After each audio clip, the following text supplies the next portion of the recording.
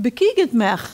Daar hebben we het vanzelf vandaag over. Want is het nu bekijk het maar, bekijk het, bekijk zonder thee, misschien met thee, u-thee. Ik weet het niet. Maar degenen die hier aan tafel zitten, die zullen daar wel een eenduidig antwoord over kunnen geven. Dus bekijk het maar.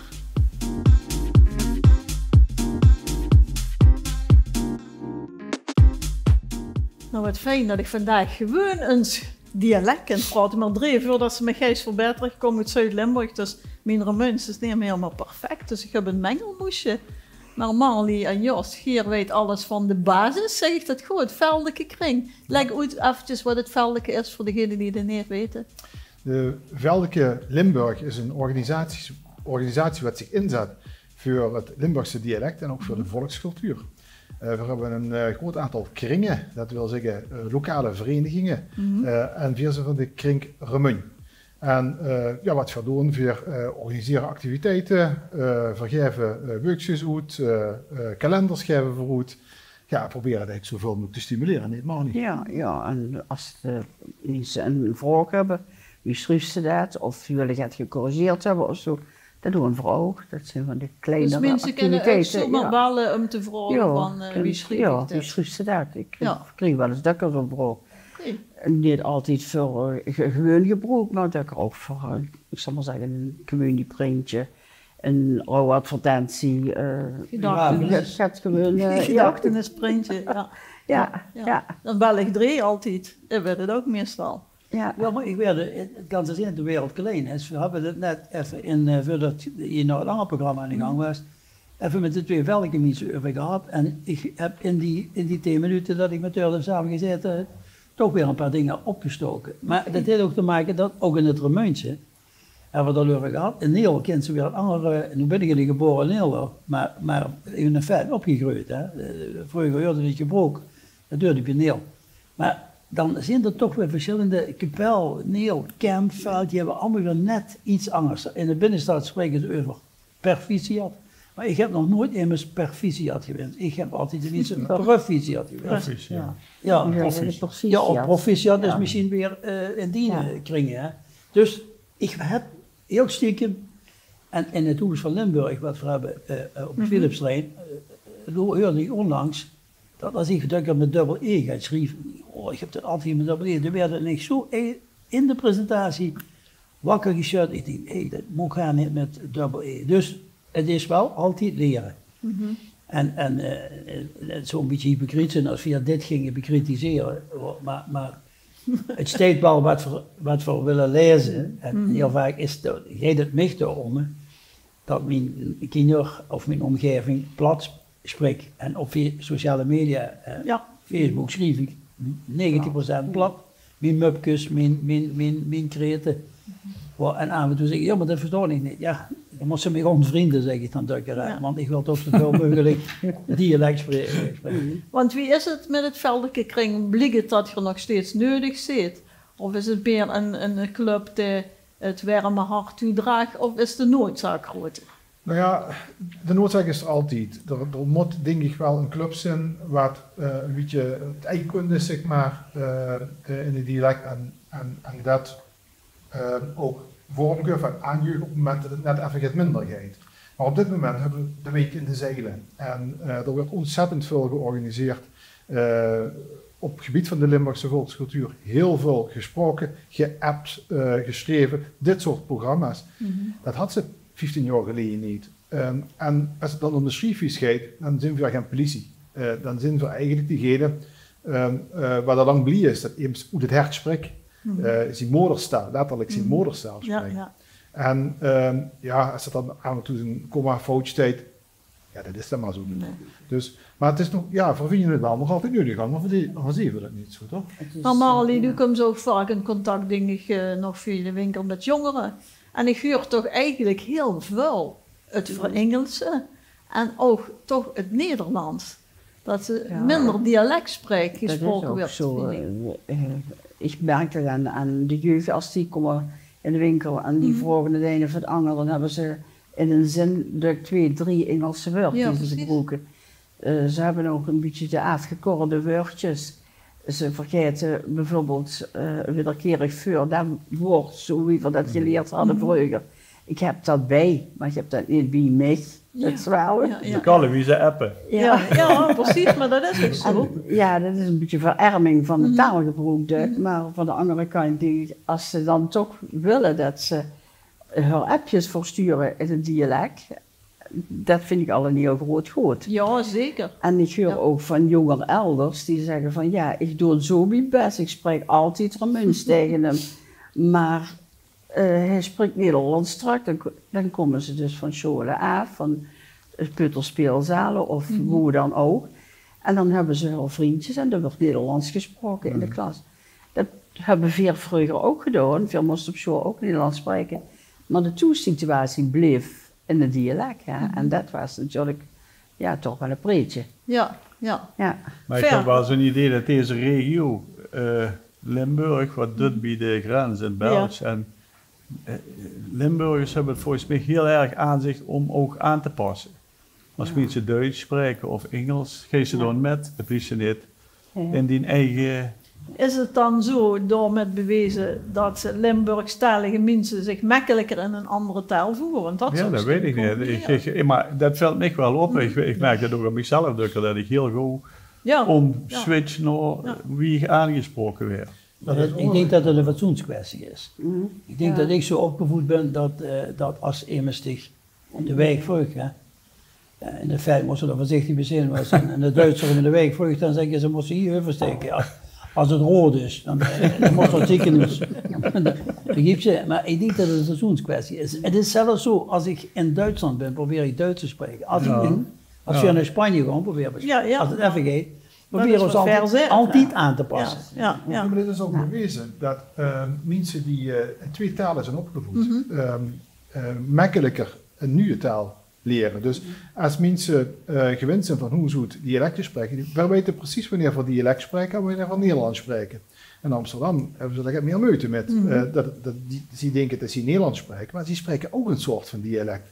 En het is bewezen dat mensen die tweetalig zijn opgevoed en dialect spreken, zelfs beter zijn, op de lagere school, dan ook in dat natuurlijk gedaan zwakken, in rekenen taal en ook zich beter kunnen invullen, wie zich net zei. In die zangers, omdat ze snappen wie het is, om anders, die anders te moeten opstellen. Maar luister, als ze Maastricht spreekt ze ook een beetje Frans. Als ze in Kerkrol woont, spreekt ze ook een beetje Duits. Ik bedoel...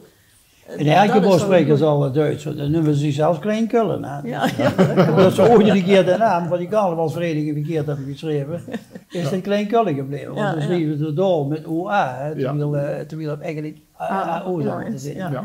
Maar weet je, de vastelavond heeft natuurlijk ook veel gedaan. Voor het niet vergeten dat we heel lang de Hollandse muziek allemaal draaiden in de kroegen. En dat ze zich hier mensen tegen verzatten. Dus we hebben eigenlijk een enorme chauvinistische tructest. Die doet het. We zeggen alleen nog maar, in Miekevee werd alleen maar dialect gedraaid. Ja, als je ziet wat er in Limburg en dialectmuziek is, kan de 11e of... Kijk, we hebben in de buurman zien buurtnerinnen. Ik kan me daar niet bij voorstellen, of zo niet dat Brabantse buurtnerinners ook geen hoor, maar dat is gewoon dialect, maar dat anders toch ook veel, die gaan ook veel meer over de schreef, zeg je de humor van Oost-buurtnerinners. Maar dat maar dat kunnen we ook door het dialect, zie je, heb ik gewoon in haar uitspraken met bepaalde woord, klinkt dat ook ganz anders als dat weer dat. Ja. Ik heb ook wel eens een Brabant in de wedstrijd met gedaan. Maar dan moest het zoveel Hollandse en dan gaat die grappen gewoon helemaal... Dat valt niet. We zitten in verband woord. We hebben net aan die gang gesproken over het woordje weer. Ik zeg altijd veer, maar hij heeft het over weer. Dus dat betekent dat de zuidelijke van Romein kunt. Want dan spreken ze over weer. En het in Dijkant gewoon, en mijn moeder die kwam uit weer, die had het over vee. Vee had hij het over. Dus, 4 zeggen 4. Ja, dus maar weer. Ja, maar ik heb wel, als ik in de provincie ergens optreed, ik heb het wel aan mij voor, als ik de kans en als ik het op de rit kreeg voor het in de woordjes van die kant zo uit te spreken, dan probeer ik dat wel. Maar klopt het dan nog ver? In Kerkrooi, daar verstaan ze mij ook. Terwijl het andersom moeilijker wordt. Dat Daarvoor zit hier in deze regio, hier rondom Romein, dat is eigenlijk een dialect, dat is De in de Schaaf ganse Limburgs, provincie. ja. Maar je werd ook door, wij Verstop. begrepen de velke weer Remeun als een soort basisgebruik. Nou, wel. Heb ik wel eens gelezen. Ja, dat klopt. Er is de spellingsregels liggen vast in een boekje dat het spellingsregels 2003. Dat is onder andere door Pierre Bakkes opgesteld. En die hebben toen het Remeuns gebruik als basis, zeg maar. In de zin van als voorbeeldtaal. Maar op zich zijn er heel veel klanken die ze niet in het Remeuns hebben, maar wel bijvoorbeeld in het zuiden. Wie bijvoorbeeld, dat er achterop staat. Dat die wie, dat zeggen we niet de Remeun. Maar dat is wel een klank wat in die spellingsregels vast ligt. Ja. Dus Remeun heeft eigenlijk zo'n beetje alles van alle dialecten wel. En heel weinig dingen die andere dialecten niet hebben. Ja goed, van zeggen, na het kaat en schoenberechtig. De enige waar ze ook kaat zeggen is kei, dat is Maastricht. En dat is... van zeggen, ik heb en ik haai. En dan kijken ze weer te vreemd aan me zo. Haaien, welke haaien, zeggen ze dan. Die zwemmen in de zee, zeggen ze dan. Ja. Dus ieder dialect het gaat. Maar het Remeuns is inderdaad wel redelijk makkelijk te verstaan voor de meeste andere dialecten. Ja, want verder doen ze eens, ik pas me dan aan, maar dan kloppen toch niet alle grapjes Nou, meer. dus ja, in het Limburgs is dat wel. Ja? Ja. Dat is, ja. Want ja, goed, dit is als door zeggen, ik heb het kaart. Of haai. Tegen een bestregen en kerk, daar geeft ze gewoon heel rustiger kallen. Ja, dat is echt zo. Dat is het gewoon heel rustiger. Ja, maar als ik nu in Villem ben, dan spreekt ze meer Veluws dan. Nee. Oké, ik dacht dat ze ik zei, want ik pas me Ja, een als beetje er aan. woordjes zijn die wat ze kent voor een beetje voor Hollands, doet ze dan eigenlijk, dan valt het Dutch beter.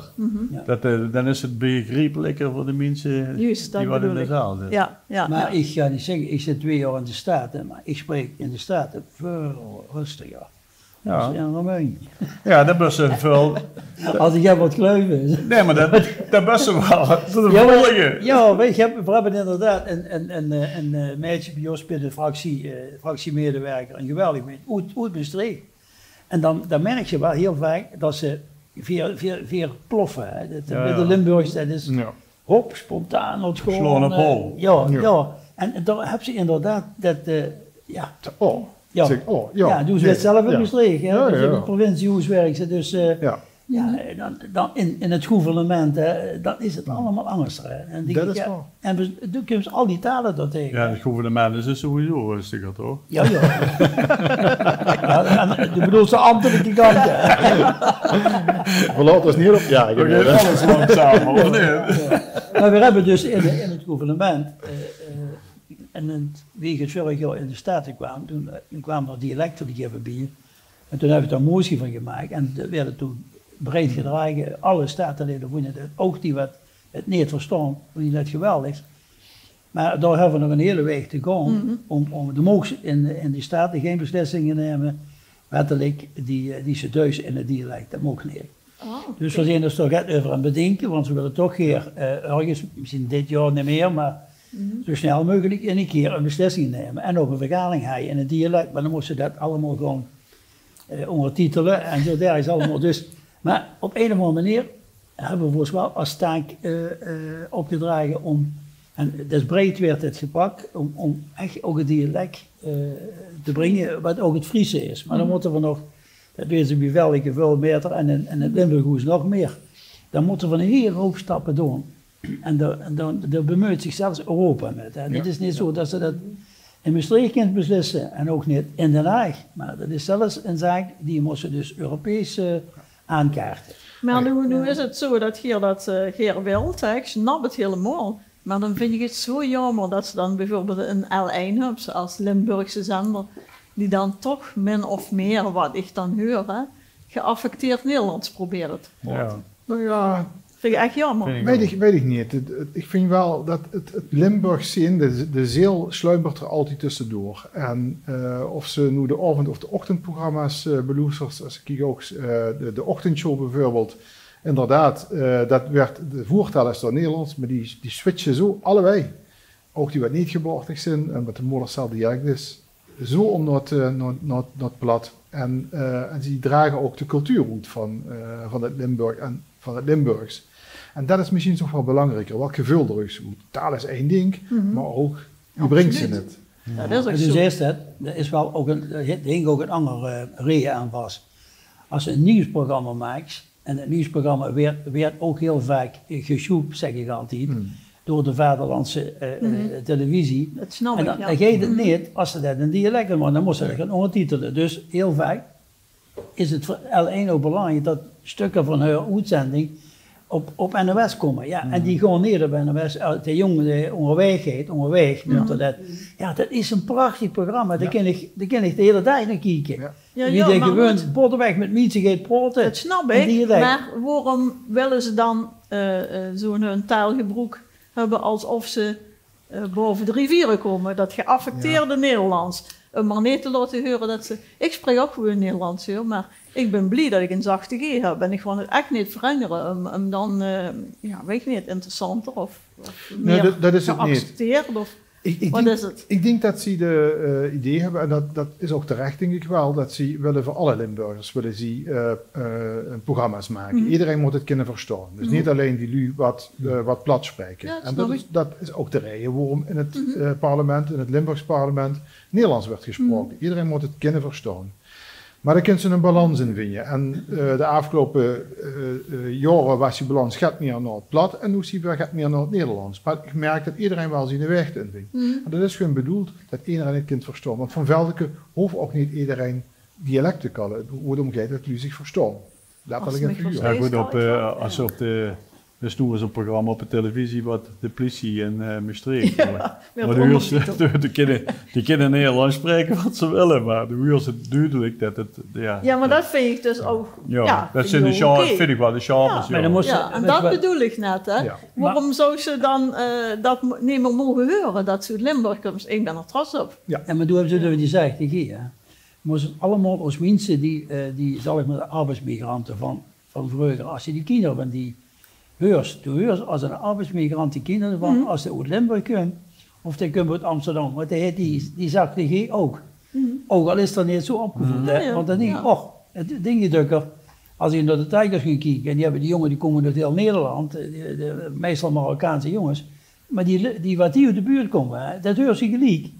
Als die in spreken zijn, die hebben die zegt de G wie spreken, ik hoor dat zo geen miljonair is. Ja, dat kan ik er niet doen. Waarom is er niet komen worden? Dat is ook wel hier als jongeren weer, tweede, derde generatie van uit Angerlijn naar de Nederlandse komt. En dat is zich in het dialect benaderen en meewonen. Dat is gewoon heel spannend, dat is heel leuk. Ja, ik vind het geweldig. En dat we hebben in Remeun iets van 143 nationaliteiten. En als ze dan zus wie wil dat er dus, hoe die ook vanavond komt, als die bijeen staan, die kunnen binnen niet allemaal eigen taal gebruiken. Dus er is maar één voertaal, dat is plat Remeuns. Ja. Tegen één, waar ze stond chillen bijeen. Als ze nu zegt plat Remeuns, ik heb het echt nog niet bij me. Ja. Maar er is gewoon een leesplankje Remeun uitgegeven, eigenlijk al vanaf het vorig jaar. En daar staan Remeunse woorden op. Ik weet niet, hoe is dat? Omhoog gaan? Ja, helemaal goed. Ja. Het is nog niet zo heel duidelijk zichtbaar, maar ze zien het. Ik heb een paar meter deze kant doen, we kunnen dat niet lezen. Hondje en boterham. Ja. Dit is toch gewoon het Remeuns. Aan de achterkant van het plankje, als het dan omdraait, dan staat er Burgoens Remeuns plankje of Remeuns Burgoens plankje. En ja, je weet allemaal, het Burgoens, dat is een taal van mensen die langs de deuren trokken met kamer, zoals ze dat in het Duits noemden, en die hun producten probeerden te verkopen. En die hadden een soort geheimtaal oorspronkelijk. En zijn ze door het hele land getrokken. Het is niet specifiek van hier, maar die hadden die taal waar ze zich samen in kosten verstaan en begrepen. En op een gegeven moment gingen mensen zich dan ook vestigen in Stee. En zo is het ook in de Remeun gebeurd. En werden dat een beetje aangepast aan de Remeunse wieken waar ze woonden. En gebruikten ze die woord. En dan zit het ganse ander woord die ze hoort. Dat waren niet alleen de mensen die langs de deuren trokken om waren te verkopen, maar ook een zigeunergroep, Joodse mensen, die hadden hun eigen taal en kosten zich daarin verstaan maken. Nou, en die steekt dan bijvoorbeeld aan de Remeunse kant, steeds hond. Ja. En dan steekt er als het omdraait, kielf. Ja. En dat zal voor heel mensen bekend zijn. Maar ik vind het zo leuk als ze dat dan juist wanneer er jeugd komt, die willen zich dat hier aanschaffen. Want die vinden dat gewoon geinig. Die vinden aparte woord en royaal spreken en zo. Dat vinden die geweldig leuk. En zo zit er een hele hoop woord die keer misschien wel. Wanneer is het te krijgen? Het komt de volgende week uit, hebben ze beloofd. Ik denk dat het donderdag beschikbaar is. En het leuke ervan is dat Mark Hemels, die het ontworpen heeft en gemaakt heeft, dat de opbrengstwinst, zal ik maar zeggen, beschikbaar stelt aan de voedselbank. De kosten voor het nu plankje zijn 14,50. En het is bij niks te verkrijgen, de poppendokter. Maar met Sinterklaas. Ja, maar ik heb vorig jaar met Mark Hemels aan tafel gezeten. Mark Hemels is een priemerik. Voor de mensen die dat toesnit weten wat dat is in de priemerik. Is een priester. De priester. En ik weet wat ze hebben. Ja, maar het zone is, Mark heeft zich, dat komt van het Hebreeuws af, dat heel vaak. Hè? Dus Mark heeft ook een geweldige lezing over wie er aan die woord komt. Maar heel vaak komt dat op in wegtrekken, omdat ik natuurlijk in film ben opgegroeid. En door natuurlijk heel vaak die Burgoendse woord gebruikt werden. Er was een hele korte anekdote wie Josje Peters, die met het Henk Verbeers getrouwd was, de burgemeestersvrouw. Helaas is hij ons ontvallen. Die kwamen altijd op zondags bij de kijkertoes. Op dinsdags bij de kijkertoes. En ik ben uit prins van de kijkertoes. En had Josje me gevolgd, die waren beschermd. Kind ze mij net eens een keer in het dialect opschrijven, want ik wil zo graag eens een keer aan die kapel in dialect schrijven. Dus had ik in een vergoens op papier gezet, dus die geeft er staat en bij die kapelse mensen. En die zei, ja, ik begin maar, ik heb dat van Dree gekregen. En die begon met, tante, stieg mij een fan.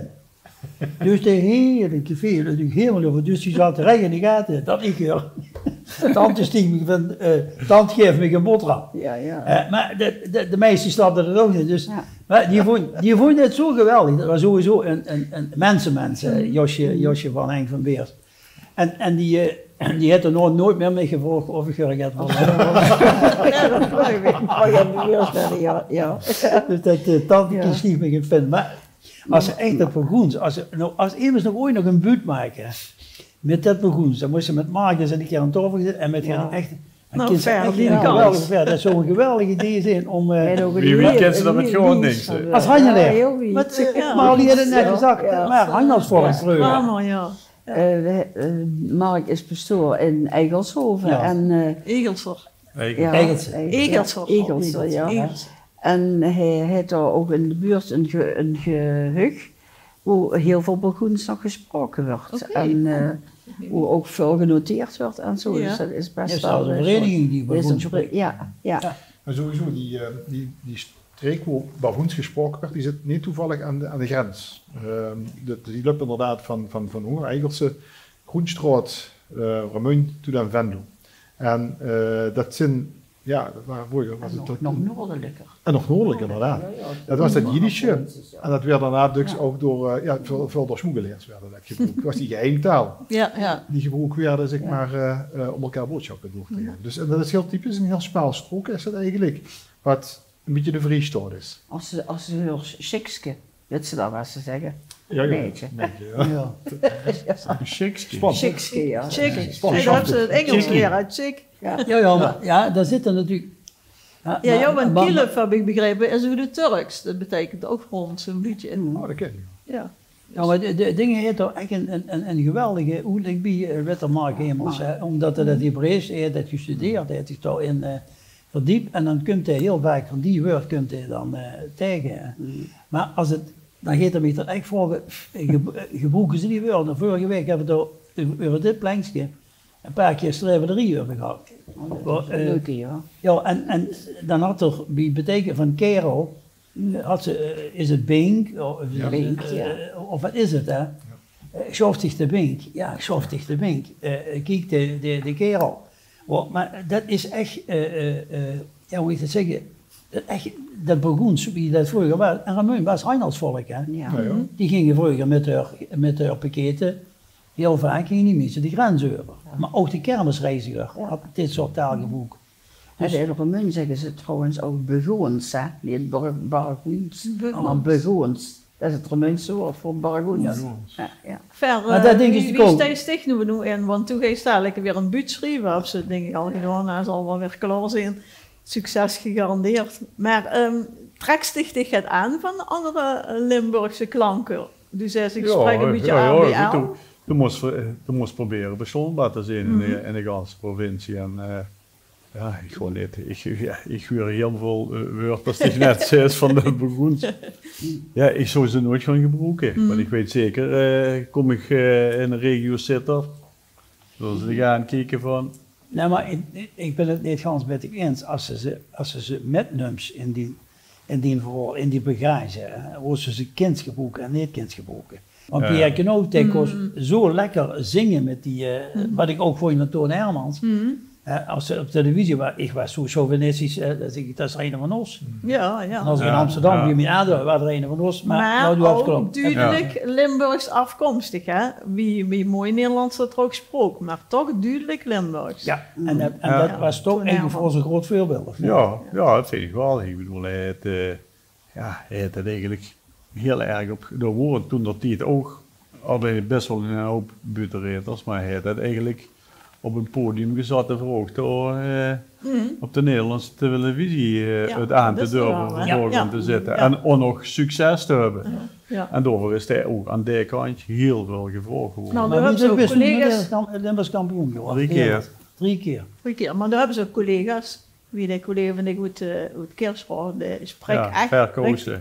Maar ja, Verkozen woon je in Zoetermeer. Kijk, en die spreekt ook heel goed Nederlands, in de zin van, dat huurt ze niet als hij door Nederlands spreekt, dat hij hier vanaf komt. Maar de sting, dan toevallig dat ik in Herkenbos was, die in de avond. Ja. En ja, ik kost lachen, maar die anderen verstingen het echt niet. Ja, dat klopt. Dat is hier in Verre Theo een keer in de finale gestaan met de buitenkampioenschappen. En is het voor hem een beetje een dingetje van... Ja, om dat te verstoonbaarheid aan deze kantje. Ja, is dat dan niet oneerlijk?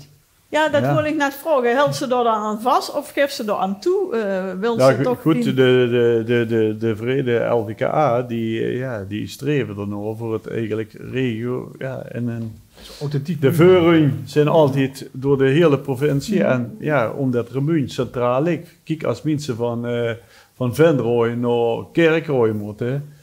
Ja, geef het dicht door.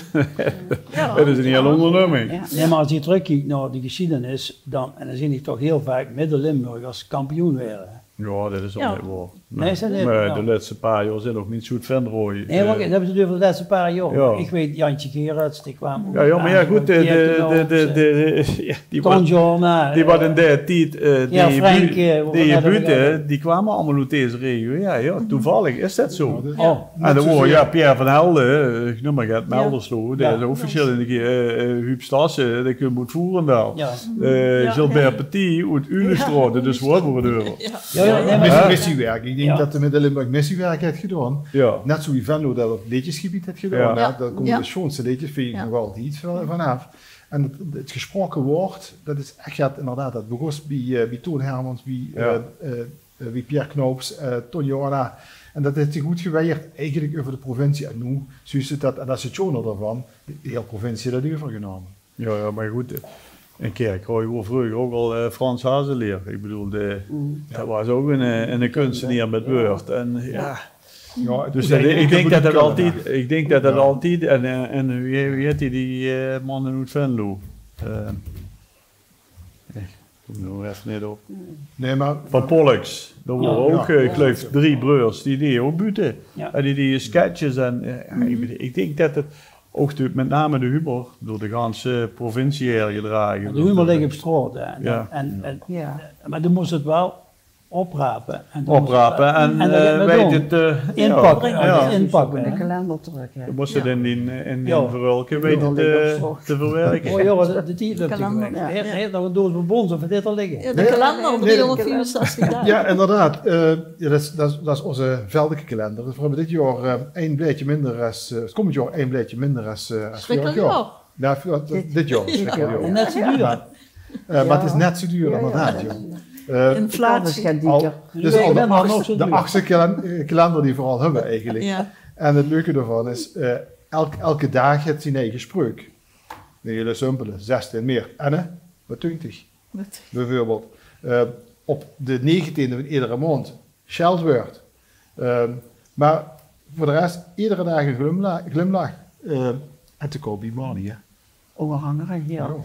Er zijn nog meer verkoopadressen, maar het is ontzettend leuk om de kalender te bezitten, maar ook om hem te maken.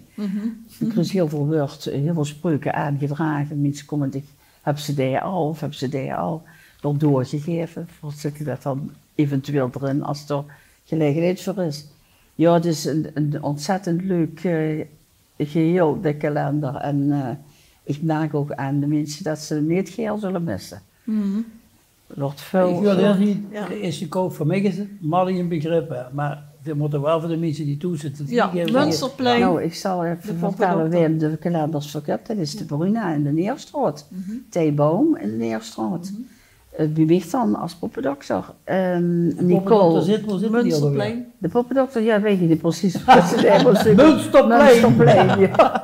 Rustig even niet. Jawel, nee, maar ik zeg nu zeg hoe ze zit. Ja, ik denk dat dat wel heel bekend is. Nee, maar Munsterplein. Ja. En dan die Nicole, de kleine tovenaar. En hij is er in cadeauboek, weet je wel. In Zwamen, ja. Oké, nou dat ziet jeet, hè? De tijd loopt door. Maar we zijn het erover eens dat het Limburgse mot gekoesterd werden en blijven. Als herdenking dat we er allemaal in liggen. En als we het ook al niet verstaan, dan begrijpen we het wel, toch? Ja. Daar komen we eigenlijk op neer. Als je het versteekt, dan kan ik plat. Dat bedoel ik. Ja. En dat doe ik heel graag de volgende keer ook weer als je weer kijkt naar bekijken maar. Ik sta versteld. Nee, dat is ik ben voor popzak. Dat is toch verrinneweerd? Nee, dat is voor roepzak. Kijk, de parade. Nee, met je, dat is de optocht. En daar ginds een dweilorkest. Oh nee, of dat nog. Zijn weer nu alle nee Don Quixote voor de Limburgse taal. Dat voor Limburgs kallen moeten hier, dat is toch gans normaal. Toch heurste het aan alle kijn dat het nu minder wordt. Ons eigen taal die wordt hier immer minder gehoord. Maar we willen voor dat, nee. Maar we willen voor dat, nee. Maar we willen voor dat, nee. Dat willen we niet, nee, dat willen we niet, nee, dat willen we niet. Dat het schoonste wat we samen hebben verloren gaat. Nu moest ook niet aan denken dat we strak kallen, nee. Kallen en zingen precies zoals zij.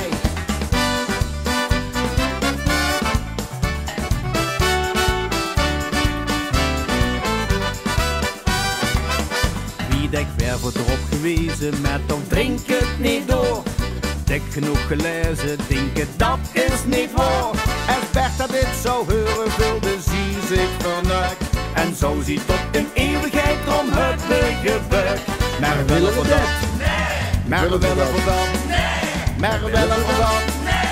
Dat willen we niet, nee, dat willen we niet, nee, dat willen we niet. Dat het schoonste wat we samen hebben verloren gaat. Nu moest ook niet aan denken dat we strak kallen, nee. Kallen en zingen precies zoals zij.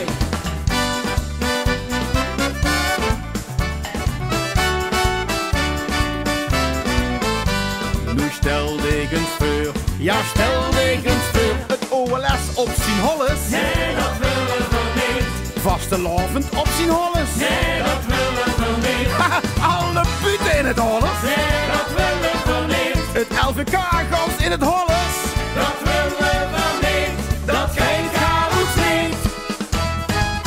Nee, dat willen we niet. Nee, dat willen we niet. Dat het schoonste wat we samen heel verloren gaat. Du moest toch niet aan denken dat we strak kallen, nee. Kallen en zingen precies zoals zij.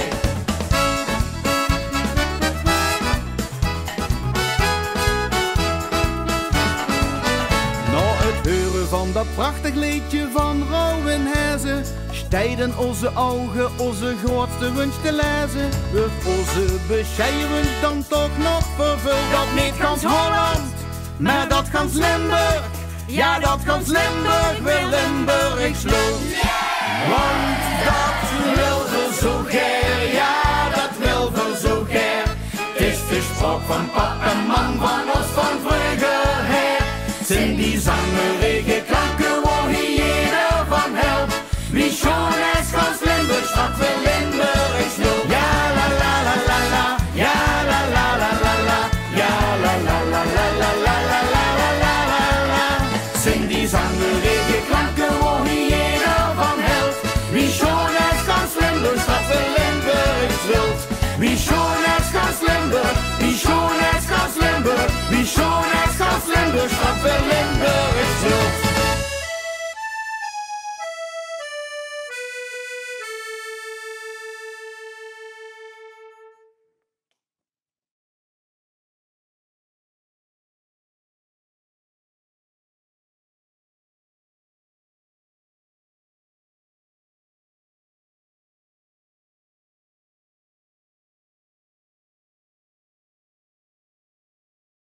Deze uitzending is mede mogelijk gemaakt door Linsen Veiligheid.